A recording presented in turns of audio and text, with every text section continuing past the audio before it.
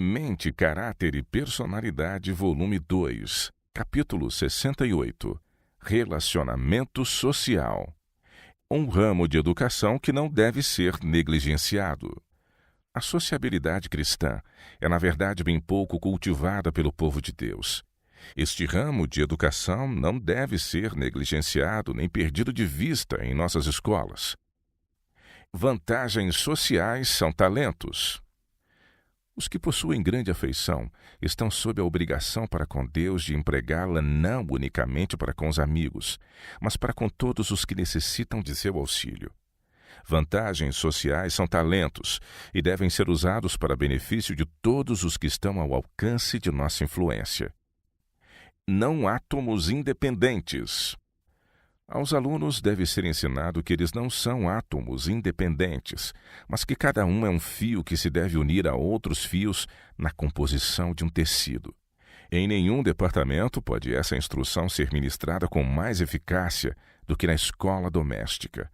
Aí se acham os alunos diariamente circundados de oportunidades que, se forem aproveitadas, ajudarão grandemente no desenvolvimento dos traços de caráter a formarem.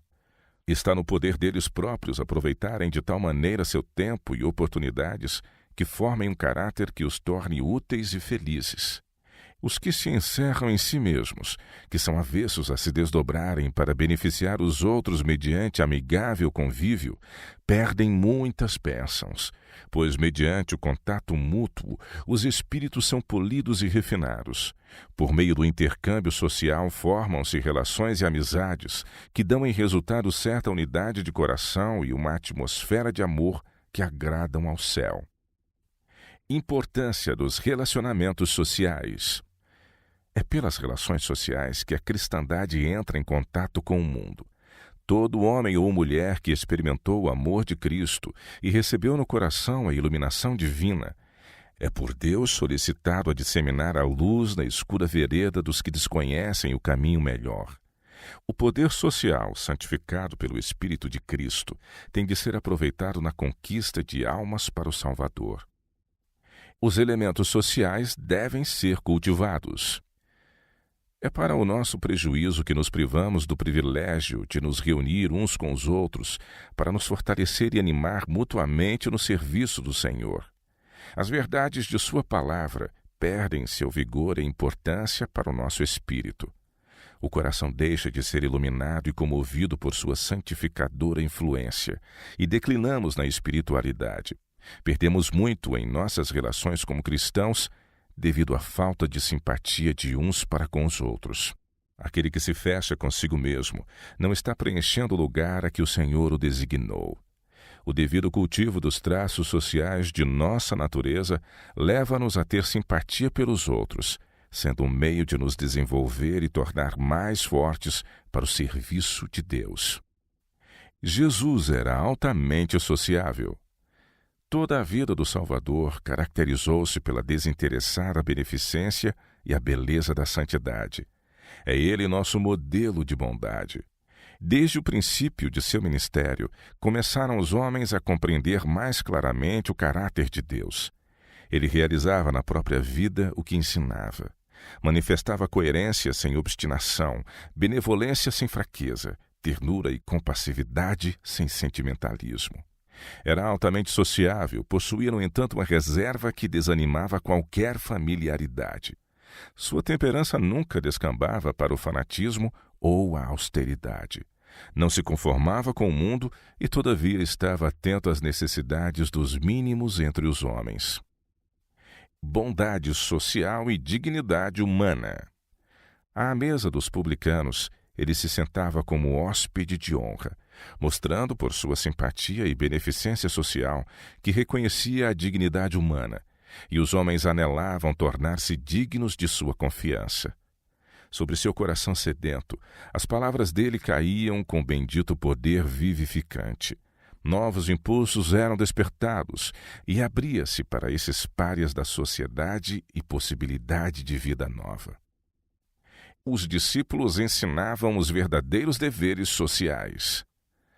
Cristo ensinava aos discípulos como comportar-se quando em companhia de outros.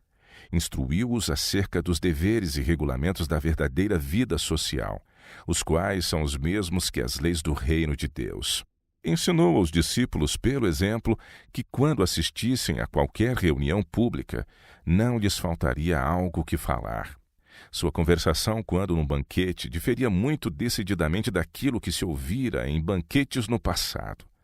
Cada palavra que proferia era um cheiro de vida para a vida. Falava com clareza e simplicidade. Suas palavras eram quais maçãs de ouro em salvas de prata. Não renunciar à comunhão social. O exemplo de Cristo, de ligar-se aos interesses da humanidade, deve ser seguido por todos quantos pregam sua palavra e todos quantos receberam o evangelho de sua graça. Não devemos renunciar à comunhão social. Não nos devemos retirar dos outros. A fim de atingir todas as classes, precisamos ir ter com elas. Raramente nos virão procurar de moto próprio. Não somente do púlpito é tocado o coração dos homens pela verdade divina. Outro campo de labor existe, mais humilde talvez, mas igualmente promissor. Encontra-se no lar do humilde e na mansão do grande, na mesa hospitaleira e em reuniões de inocente entretenimento. Necessidade de boas relações. A privação sentida quando pessoas se ausentam das reuniões do povo de Deus não é pequena. Como filhos de Deus, devemos tomar lugar em todas as assembleias de Deus, onde seu povo é comissionado a estar presente e transmitir a palavra de vida. Todos precisam de luz, e todo auxílio que possa ser obtido, a fim de que, quando tiverem ouvido e recebido a preciosa mensagem do céu, através dos agentes designados por Deus, estejam preparados para comunicar aos outros a luz concedida.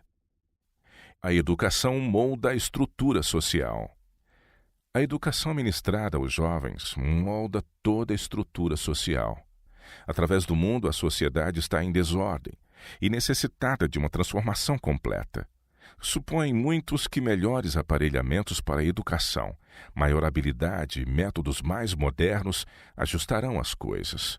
Professam crer e receber os vivos oráculos e, todavia, dão à palavra de Deus uma posição inferior na grande estrutura da educação. Aquilo que devia estar em primeiro lugar faz-se subordinado a invenções humanas. Influência social no lar. A missão do lar estende-se para além do círculo de seus membros. O lar cristão deve ser uma lição prática que põe em relevo a excelência dos princípios verdadeiros da vida. Semelhante exemplo será no mundo uma força para o bem. Muito mais poderosa que qualquer sermão pregado é a influência de um verdadeiro lar no coração e na vida. Ao deixarem um lar assim, os jovens ensinarão as lições que aí aprenderam.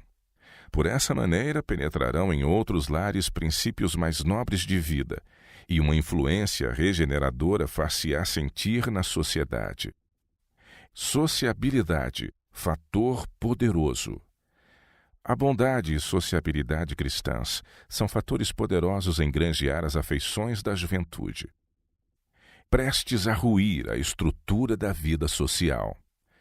A doutrina de que os homens estão isentos da obediência aos mandamentos de Deus já tem debilitado a força da obrigação moral, abrindo sobre o mundo as comportas da iniquidade. Ilegalidade, dissipação e corrupção nos assoberbam qual maré esmagadora. Na família, Satanás está em atividade. Sua bandeira tremula mesmo nos lares que se professam cristãos. A inveja, suspeitas, hipocrisias, separações, emulação, contenda, traição de santos legados, satisfação das paixões. Todo o conjunto dos princípios e doutrinas religiosas que deveriam constituir o fundamento e arcabouço da vida social assemelha-se a uma massa vacilante, prestes a ruir. Os regulamentos de Deus impedem a injustiça social. O Senhor queria pôr obstáculo ao amor desordenado à propriedade e ao poderio. Grandes males resultariam da acumulação contínua da riqueza por uma classe e da pobreza e degradação por outra. Sem alguma restrição, o poderio dos ricos se tornaria um monopólio, e os pobres, se bem que sob todos os respeitos perfeitamente tão dignos à vista de Deus, seriam considerados e tratados como inferiores aos irmãos mais prósperos. A consciência desta opressão despertaria as paixões das classes mais pobres. Haveria um sentimento de aflição e desespero que teria como tendência a desmoralizar a sociedade e abrir as portas aos crimes de toda espécie. Os estatutos que Deus estabelecera destinavam-se a promover a igualdade social. As disposições do ano sabático e do jubileu, em grande medida, poriam em ordem aquilo que no intervalo anterior havia ido mal na economia social e política da nação. Posição social para demonstrar e desenvolver o caráter. Não é plano de Deus que a pobreza desapareça do mundo. As classes sociais jamais deveriam ser igualadas, pois a diversidade de condições que caracteriza a nossa raça é um dos meios pelos quais Deus tem pretendido provar e desenvolver o caráter. Muitos têm insistido com grande entusiasmo em que todos os homens devem ter parte igual nas bênçãos temporais de Deus. Não era este, porém, o propósito do Criador. Cristo afirmou que sempre teremos conosco os pobres. Os pobres, bem como os ricos, são comprados por seu sangue, e entre os seus professos seguidores, na maioria dos casos, os primeiros os servem com singeleza de propósito, enquanto os últimos estão constantemente colocando as suas afeições nos tesouros terrenos e Cristo é esquecido. Os cuidados desta vida e a ambição das riquezas eclipsam a glória do mundo eterno. Seria a maior desgraça que já sobreveio à humanidade se todos devessem ser colocados em posição de igualdade em posses terrenas. Deus proscreve o regime das castas sociais. A religião de Cristo eleva o que a recebe a um plano mais alto de pensamento e ação, ao mesmo tempo que apresenta toda a família humana como sendo, semelhantemente, objeto do amor de Deus, sendo comprados pelo sacrifício de seu Filho. Vem encontrar-se aos pés de Jesus o rico e o pobre, o letrado e o ignorante, sem nenhuma ideia de casta ou preeminência mundana. Todas as distinções terrestres desaparecem ao contemplarmos aquele a quem nossos pecados traspassaram. A abnegação, a condescendência, a infinita compaixão daquele que era tão exaltado no céu fazem envergonhar o orgulho humano, a presunção e as castas sociais. A religião pura e imaculada manifesta seus celestiais princípios, levando à unidade todos quantos são santificados pela verdade. Todos se unem como almas compradas por sangue, igualmente dependentes daquele que os redimiu para Deus.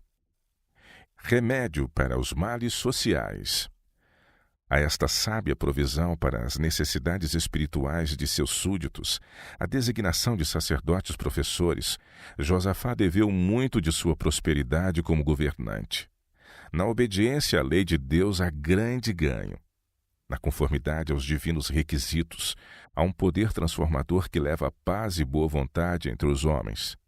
Se os ensinos da palavra de Deus fossem feitos à influência controladora na vida de todo homem e mulher, se a mente e o coração fossem postos sob seu poder moderador, os males que agora existem na vida nacional e social não teriam lugar. De cada lar emanaria uma influência que tornaria fortes homens e mulheres no discernimento espiritual e no poder moral, e assim nações e indivíduos seriam colocados em terreno vantajoso. O devido cultivo das relações sociais traz felicidade. Para os que moravam distantes do tabernáculo, mais de um mês em cada ano deve ter sido ocupado com a assistência às festas anuais.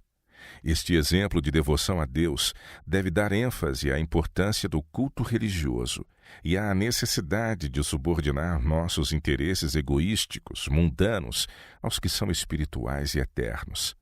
Incorremos em perda quando negligenciamos o privilégio de nos associarmos, a fim de fortalecer-nos e encorajar-nos uns aos outros no serviço de Deus.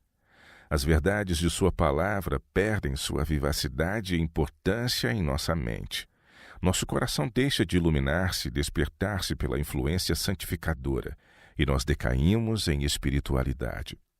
Em nossas relações mútuas como cristãos, perdemos muito pela falta de simpatia de uns para com os outros.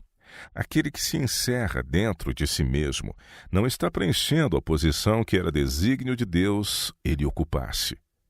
Todos nós somos filhos de um mesmo Pai, dependentes uns dos outros para alcançar a felicidade. As reivindicações de Deus e da humanidade tocam a nós. É o cultivo apropriado dos elementos sociais de nossa natureza, o que nos une intimamente com nossos irmãos e nos proporciona felicidade em nossos esforços para sermos bênçãos aos outros. Não ser governados por normas humanas.